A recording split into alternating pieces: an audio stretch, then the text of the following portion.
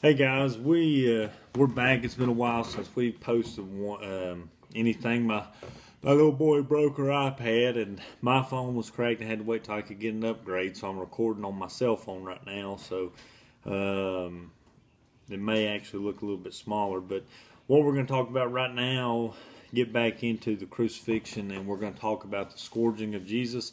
And I don't know exactly how long I can record on this phone, so if it messes up, we'll just post two for this one. But this actually is going to start in Matthew. We're going to kind of look at Matthew chapter 27, verses 26 through 31.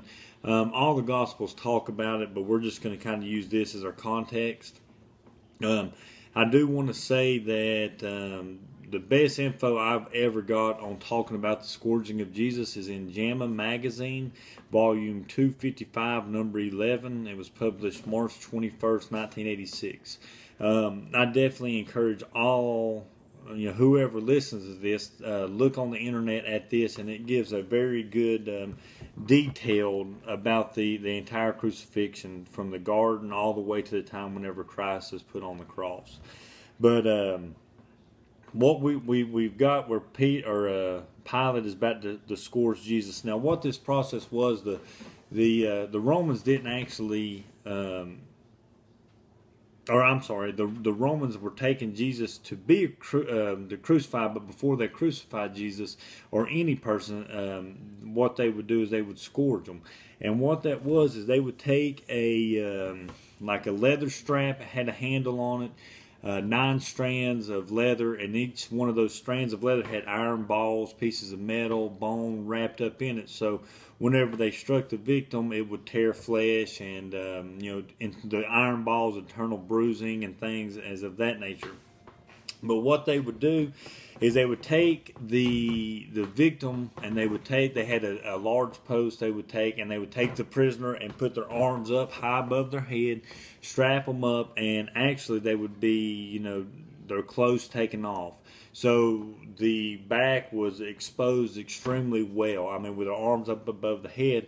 And the Romans had 2 people, they called them lictors, and one on one side and one on the other side, and they would take turns hitting the victim. Now, this is what Christ, they take Jesus Christ to this place, and actually in the magazine, in that medical article, they actually have a picture of how this would look. They take him, they strap his hands up to the top of this post, and they take turns whipping him with these cat of nine tails. Now, the Jewish law said that a man could only be hit no more than 40 times, but they usually would stop on 39 lashes, okay? But we do not know if the Romans stopped and followed the Jewish law on this, so we don't really have a count for how many lashes Jesus actually got. But we could probably safely say that at least 39. Now, they're doing this, and whenever they would hit, it would tear flesh out. There were accounts where people would die just from the scourging alone, okay?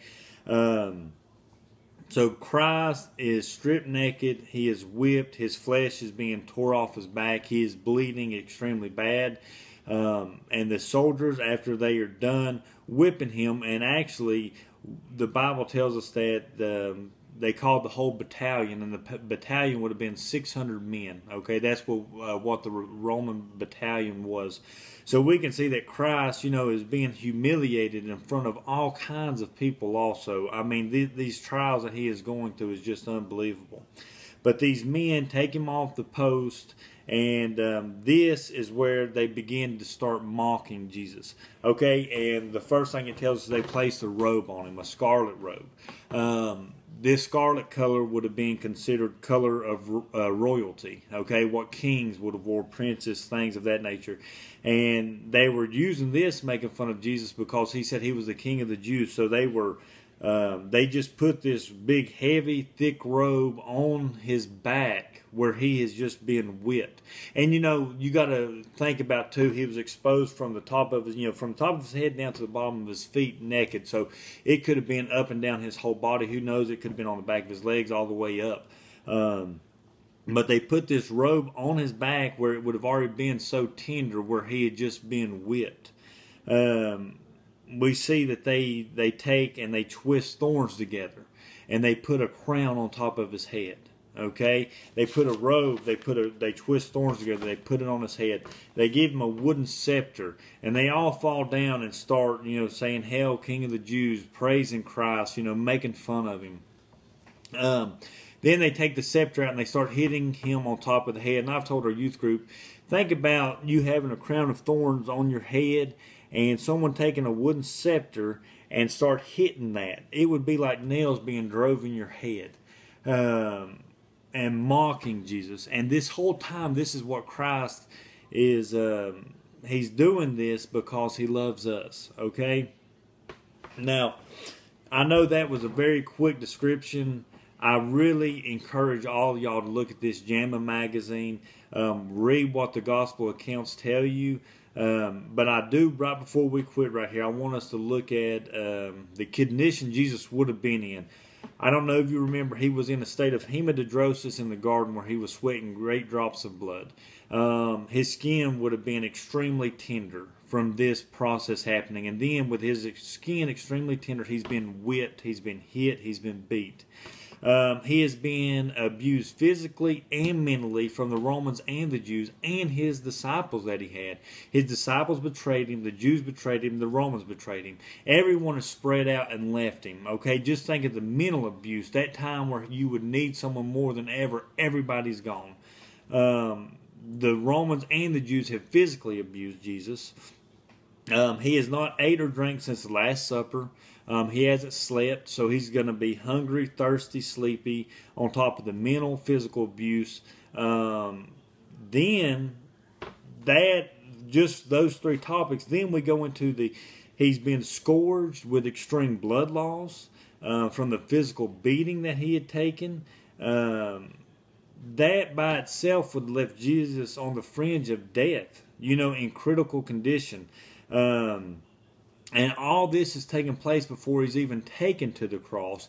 And I want you to think real quick, too, on ending this.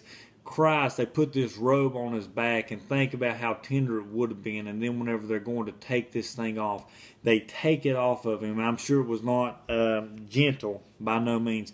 They take it off, and could you imagine the wounds that possibly had started, healing back up or closing back up, being ripped back open. The tenderness of hitting that open flesh just with that robe. It's amazing what Jesus Christ did for us, and I wish that we could sit here and go over this a lot in deeper conversation, but really look at that JAMA magazine, volume 255, number 11, published date March 21st, 1986.